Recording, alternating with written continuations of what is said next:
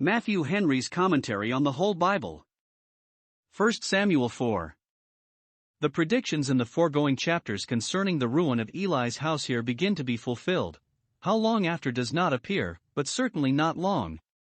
Such sinners God often makes quick work with. Here is 1. The disgrace and loss Israel sustained in an encounter with the Philistines, verses 1 and 2. 2. Their foolish project to fortify themselves by bringing the ark of God into their camp upon the shoulders of Hophni and Phinehas, verses 3 and 4, which made them secure, verse 5, and struck a fear into the Philistines, but such a fear as roused them, verses 6 to 9. 3. The fatal consequences of it. Israel was beaten, and the ark taken prisoner, verses 10 and 11. 4. The tidings of this brought to Shiloh, and the sad reception of those tidings. 1. The city was put into confusion, verses 12 and 13. 2. Eli fainted away, fell, and broke his neck, verses 14 to 18. 3. Upon hearing what had occurred, his daughter-in-law fell in labor, bore a son, but died immediately, verses 19 to 22. These were the things which would make the ears of those that heard them to tingle. The war with the Philistines, 1120 BC. 1. And the word of Samuel came to all Israel. Now Israel went out against the Philistines to battle, and pitched beside Ebenezer, and the Philistines pitched in Aphek. 2. And the Philistines put themselves in array against Israel, and when they joined battle, Israel was smitten before the Philistines, and they slew of the army in the field about 4,000 men. 3. And when the people were come into the camp, the elders of Israel said, Wherefore hath the Lord smitten us today before the Philistines? Let us fetch the ark of the covenant of the Lord out of Shiloh unto us, that, when it cometh among us, it may save us out of the hand of our enemies.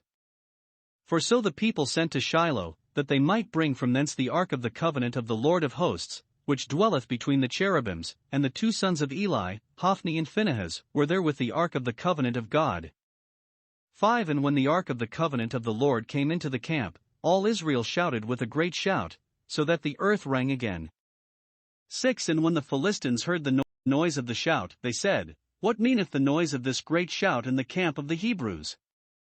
And they understood that the ark of the Lord was come into the camp. 7. And the Philistines were afraid, for they said, God is come into the camp. And they said, Woe unto us! For there hath not been such a thing heretofore. 8. Woe unto us! Who shall deliver us out of the hand of these mighty gods? These are the gods that smote the Egyptians with all the plagues in the wilderness. 9. Be strong, and quit yourselves like men, O ye Philistines, that ye be not servants unto the Hebrews, as they have been to you. Quit yourselves like men, and fight. The first words of this paragraph, which relate to Samuel, that his word came to all Israel, seem not to have any reference to the following story, as if it was by any direction of his that the Israelites went out against the Philistines. Had they consulted him, though but newly initiated as a prophet, his counsel might have stood them in more stead than the presence of the ark did, but perhaps the princes of Israel despised his youth, and would not have recourse to him as an oracle, and he did not as yet interpose in public affairs, nor do we find any mention of his name henceforward till some years after, ch. 7:3, only his word came to all Israel, that is, people from all parts that were piously disposed had recourse to him as a prophet and consulted him.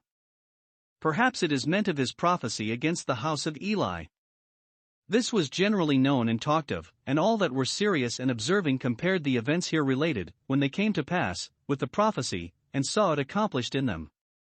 Here is 1. A war entered into with the Philistines, verse 1. It was an attempt to throw off the yoke of their oppression, and would have succeeded better if they had first repented and reformed, and so begun their work at the right end.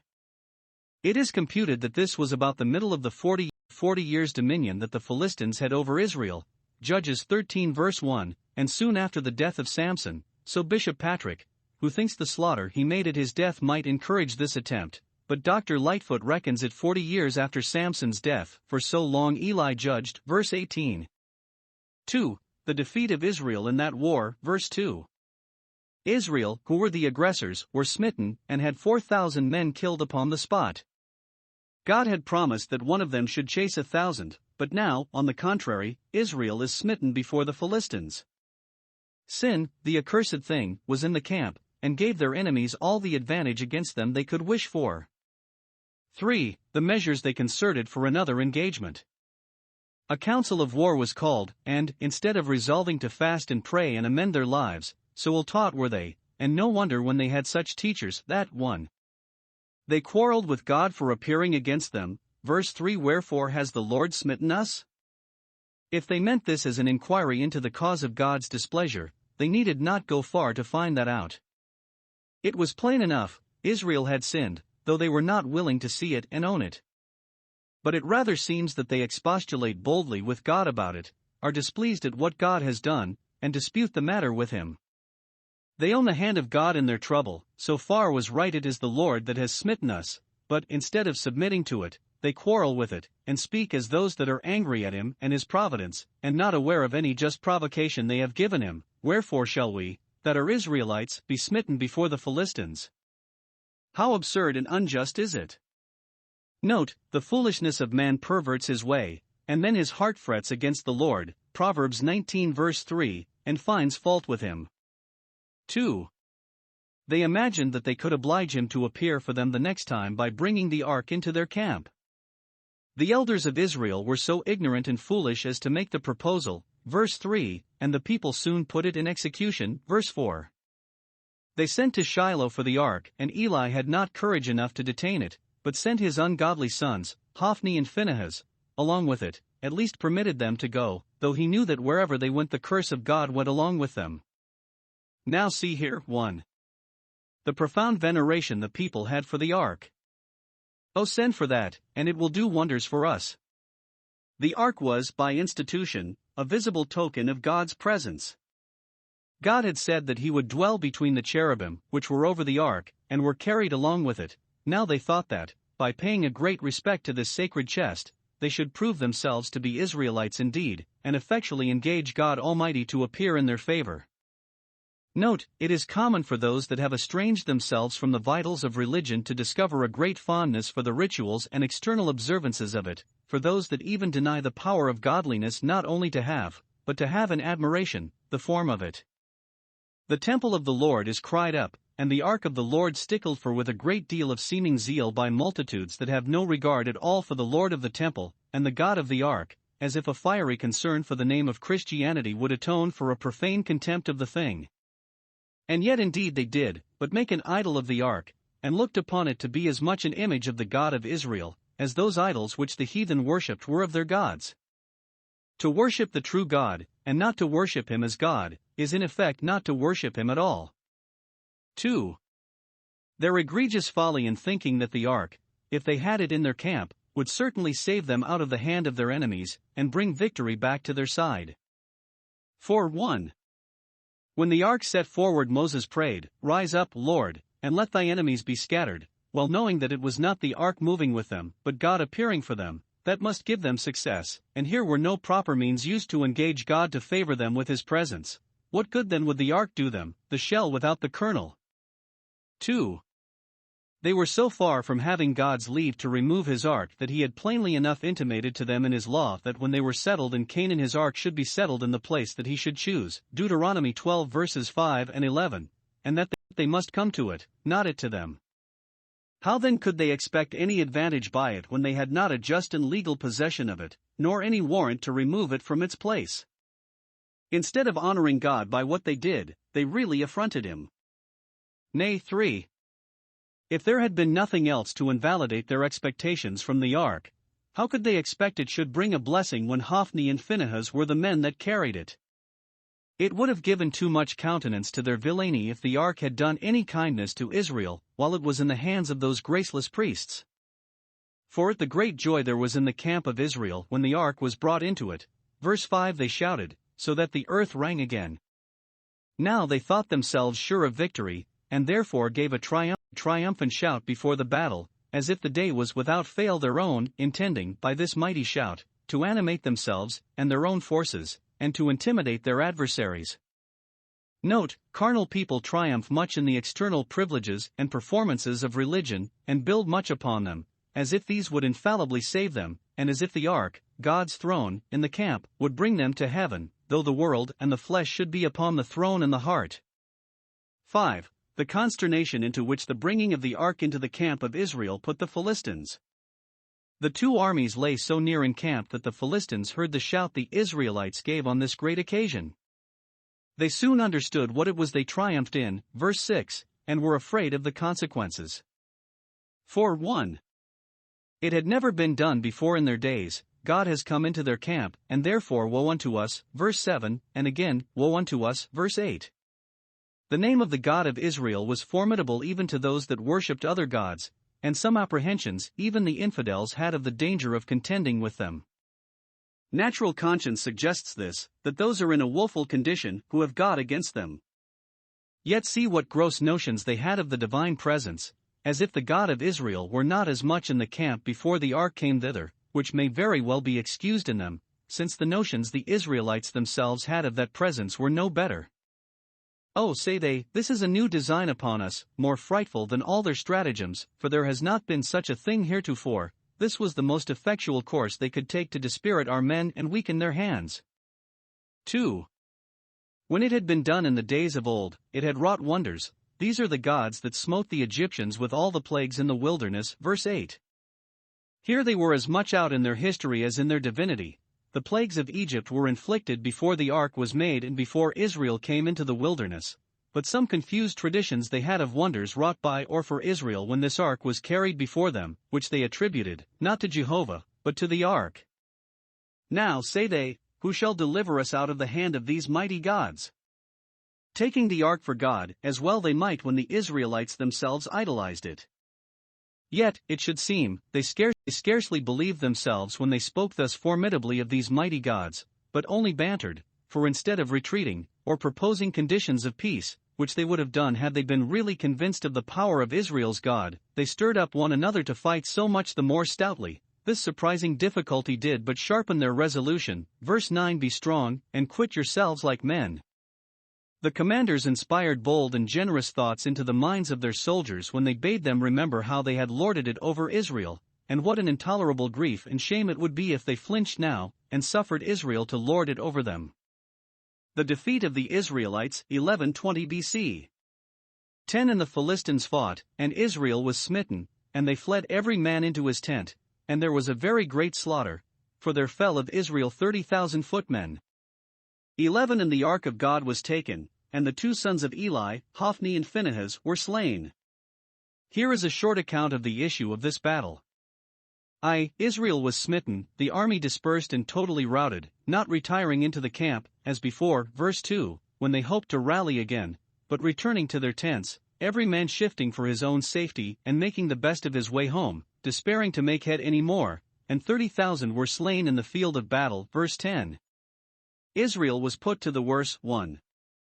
Though they had the better cause, were the people of God and the Philistines were uncircumcised, they stood up in necessary defense of their just rights and liberties against invaders, and yet they failed of success, for their rock had sold them.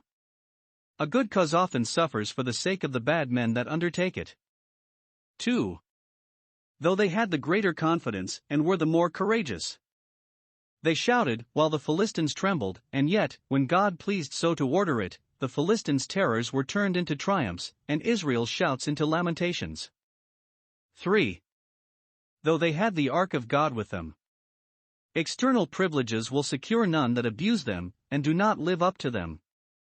The ark in the camp will add nothing to its strength when there isn't a can in it. 2. The ark itself was taken by the Philistines, and Hophni and Phinehas, who it is likely kept close to it, and when it was in danger ventured far in the defense of it, because by it they got their living, were both slain, verse 11. To this sad event the psalmist refers, Psalm 78 verses 61 and 64, he delivered his strength into captivity, and his glory into the enemy's hands. Their priests fell by the sword. 1. The slaughter of the priests, considering their bad character, was no great loss to Israel, but it was a dreadful judgment upon the house of Eli.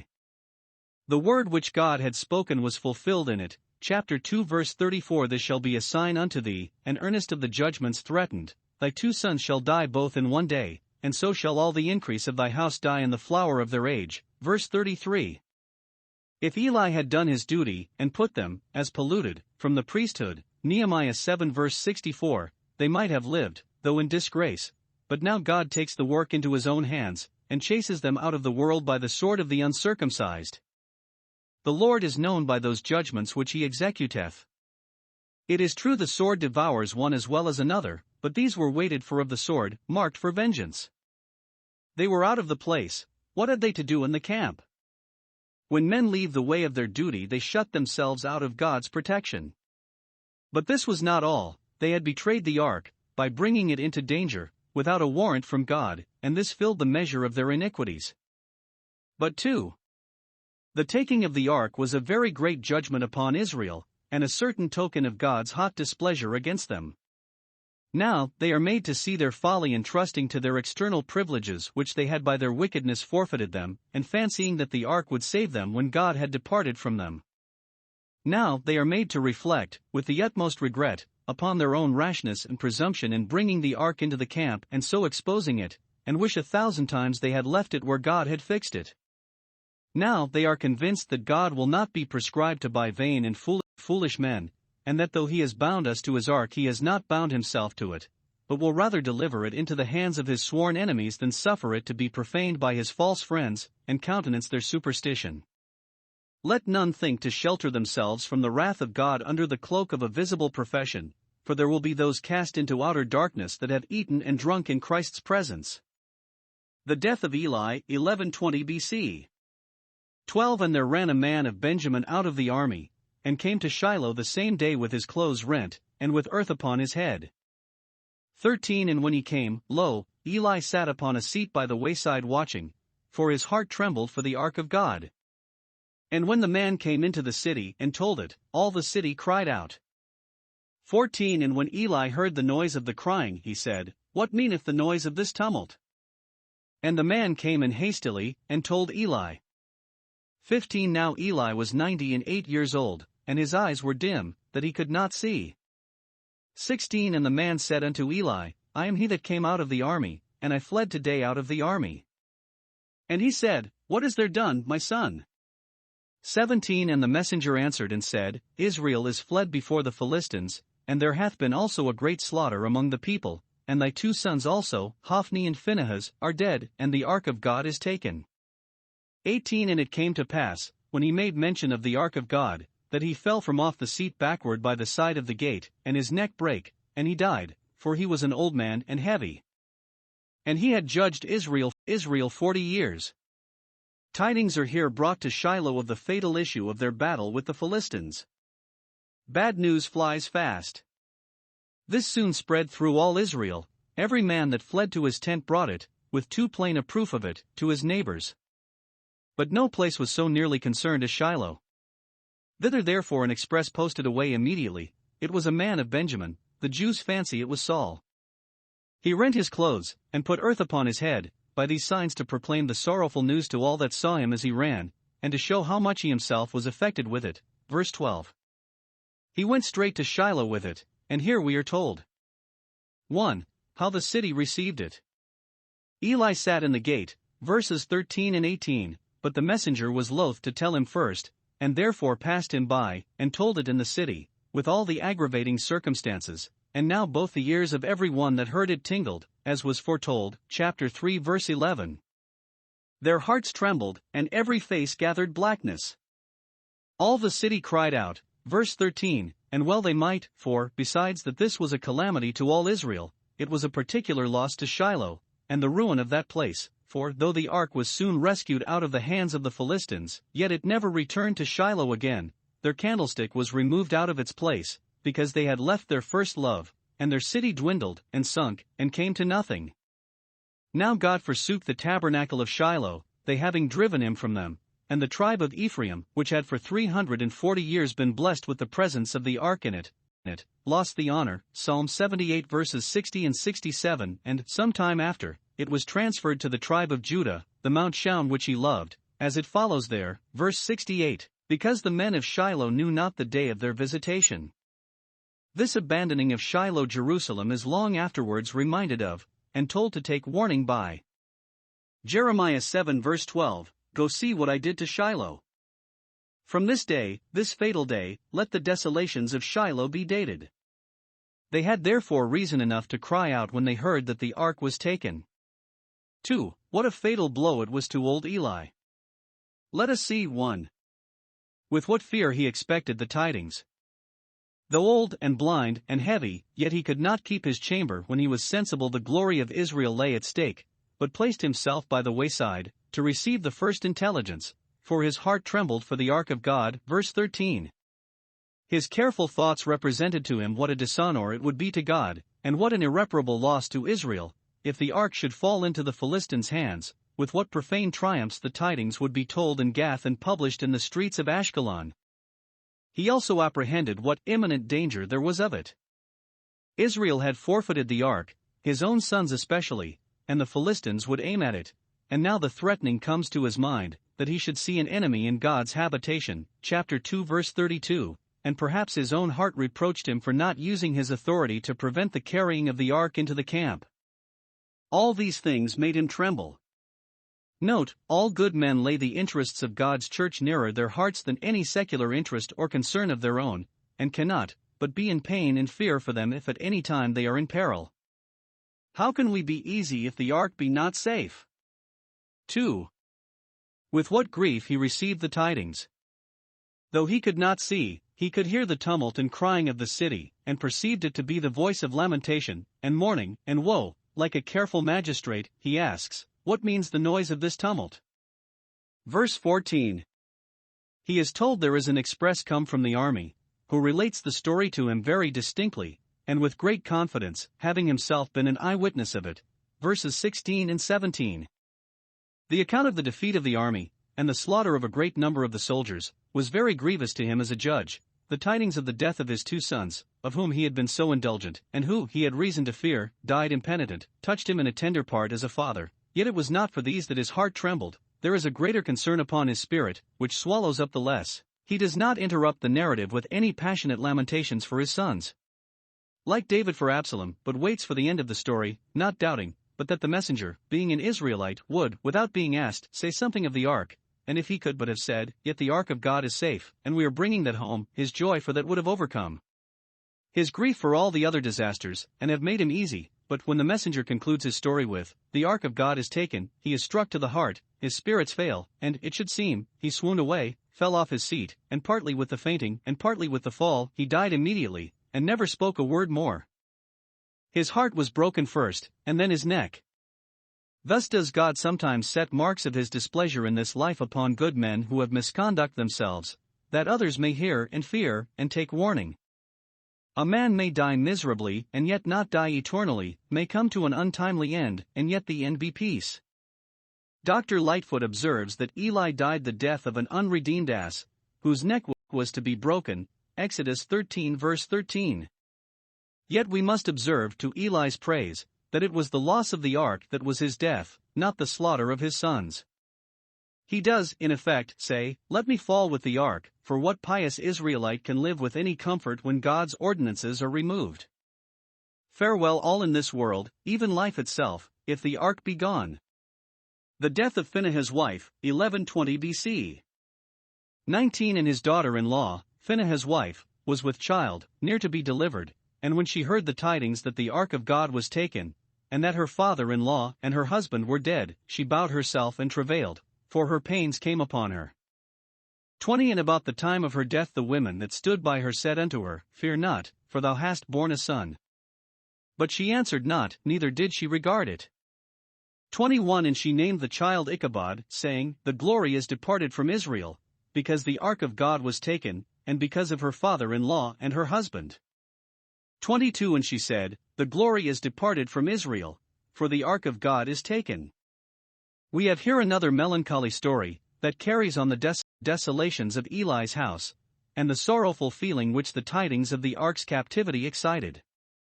It is concerning the wife of Phinehas, one of those ungracious sons of Eli that had brought all this mischief on Israel. It cost her life, though young, as well as that of her father-in-law, that was old, for many a green head, as well as many a hoary head, has been brought by sorrow to the grave. it worketh death. By what is here related of her it appears. 1. That she was a woman of a very tender spirit. Providence so ordered it that, just at this time, she was near her time, and our Saviour hath said, Woe to those that are with child, or give suck, in such days as these. Matthew 24 verse 19. So little joy will there then be in the birth, even of a man-child, that it will be said, Blessed are the wombs that bear not. Luke 23 verse 29. The amazing news coming at this unhappy juncture, it put her into labor, as great frights or other strong passions sometimes do. When she heard of the death of her father-in-law whom she reverenced, and her husband whom, bad as he was, she loved, but especially of the loss of the ark, she travailed, for her pains came thickly upon her. Verse 19, and the tidings so seized her spirits at a time when they needed all possible supports, that, though she had strength to bear the child, she, soon after, fainted and died away, being very willing to let life go when she had lost the greatest comforts of her life. Those who are drawing near to that trying hour have need to treasure up for themselves comforts from the covenant of grace, to balance, not only the usual sorrows, but anything extraordinary that may add to the grief which they do not foresee. Faith, at such a time, will keep from fainting. Psalm 27 verse 13. 2. That she was a woman of a very gracious spirit though matched to a wicked husband. Her concern for the death of her husband and father-in-law was an evidence of her natural affection, but her much greater concern for the loss of the ark was an evidence of her pious and devout affection to God and sacred things. The former helped to hasten her travail, but it appears by her dying words that the latter lay nearer her heart. Verse 22 she said, The glory has departed from Israel, not lamenting so much the sinking of that particular family to which she was related as the general calamity of Israel in the captivity of the ark. This was it that was her grief, that was her death. 1. This made her regardless of her child.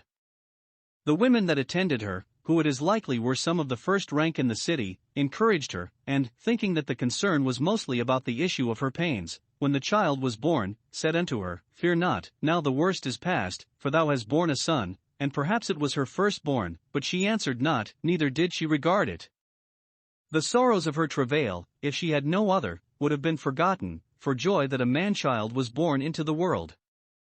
John 16 verse 21. But what is that joy? 1. To one that feels herself dying? No joy but that which is spiritual and divine will stand us in any stead then. Death is too serious a thing to admit the relish of any earthly joy, it is all flat and sapless then. 2. What is it to one that is lamenting the loss of the ark? Small comfort could she have of a child born in Israel in Shiloh, when the ark is lost, and is a prisoner in the land of the Philistines. What pleasure can we take in our creature comforts and enjoyments if we want God's word and ordinances, especially if we want the comfort of His gracious presence and the light of His countenance? As vinegar upon nitre, so is he that sings songs, so such heavy hearts. 2. This made her give her child a name which should perpetuate the remembrance of the calamity and her sense of it. She has nothing to say to the child, only it being her province, now that her husband was dead, to name the child. She orders them to call it Ichabod, that is, Where is the glory? Or, Alas for the glory! Or, There is no glory. Verse 21, which she thus explains with her dying lips. Verse 22, The glory has departed from Israel, for the ark of God is taken.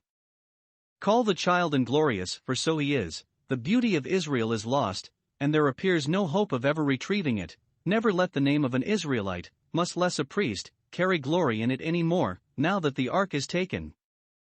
Note 1.